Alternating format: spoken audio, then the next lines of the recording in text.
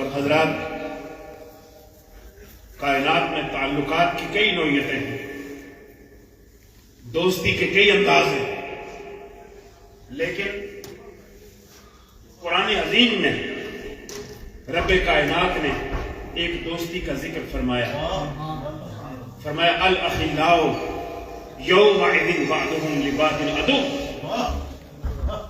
جتنی دوستیاں ہیں اور دوستی کی جتنی اقسام ہیں، اب ظاہر ہے کوئی کاروبار کی وجہ سے دوستی ہے، کوئی مال و منال کی وجہ سے دوستی ہے، کوئی اقتدار کی وجہ سے دوستی ہے، یہ سب دنیا داری کی ہے۔ فرمایا جتنی بھی دوستیاں ہیں اور جتنے بھی دوست ہیں وہ سارے ایک دوسرے کے دشمن ہو جائیں گے قیامت کے دن۔ جب پکڑ دکڑ شروع ہوگی تو جب پکڑا جائے گا تو وہ کہے گا یہ کام میں نے نہیں کیا تھا، اس نے کہا تھا۔ وہ کہے گا میں نے نہیں کہا تھا، فلاں نے کہا تھا۔ تو وہ ایک دوسرے سے بھاگیں گے۔ یہ ہے اشارہ الاخلاء یومئذ بعضهم لبعض عدو۔ جتنے بھی دوست ہیں اس دن سارے دشمن ہو جائیں گے۔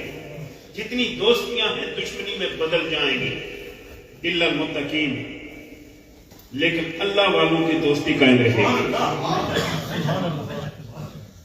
اب یہاں پر ایک راز کی بات میں صرف اشارہ کرنا چاہتا ہوں۔ یہاں متقین فرمایا، متقین فرمایا، اس میں راز کیا ہے؟ اس میں راز یہ ہے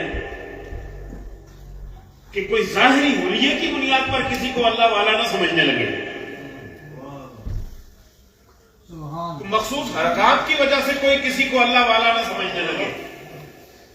جس کے پاس تقوی ہوگا وہی اللہ والا ہوگا، اور جو اللہ والا ہوگا جو بھی اس سے دوستی لگائے گا قیامت کی پریشانیاں اس دوستی کو توڑ نہیں سکیں گی، وہ دوستی وہاں بھی قائم رہے گی۔ تو پھر بات واضح ہو گئی نا کہ جب دوستی قائم رہے گی تو پھر ٹھکانہ بھی ایک ہی ہوگا، مقام بھی ایک ہی ہوگا، جگہ بھی ایک ہی ہوگی۔ یہ نہیں ہو سکتا کہ ایک دوست ادھر جائے اور دوسرا ادھر جائے۔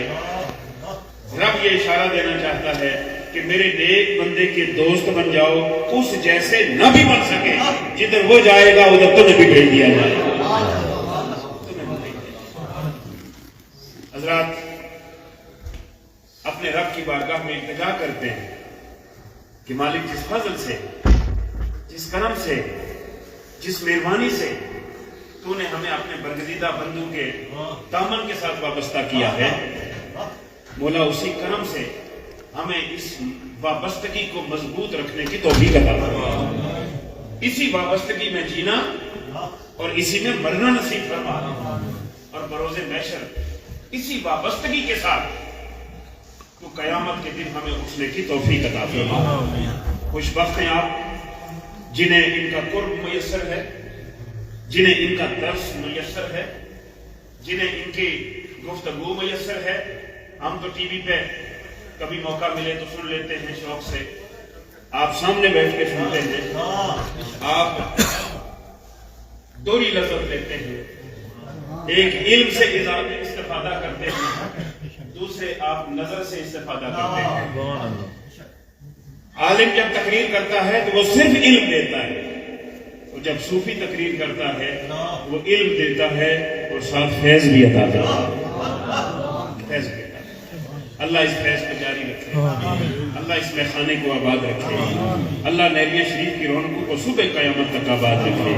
اللہ کریم نہریہ شریف کے ان عظیم شہزادگان کو اور پیر نور العارفین صاحب کو عمر خضر عطا فرمائے، ان کے علم میں، ان کے عمل میں، ان کے تقوی میں، ان کے عزت میں، ان کے وقار میں مزید برکتیں عطا فرمائے، اور ان کے مشن کو، جتنے بھی ان کے مشن ہیں، جتنے بھی ان کے کام ہیں، رب کائنات ان میں برکتیں عطا فرمائے۔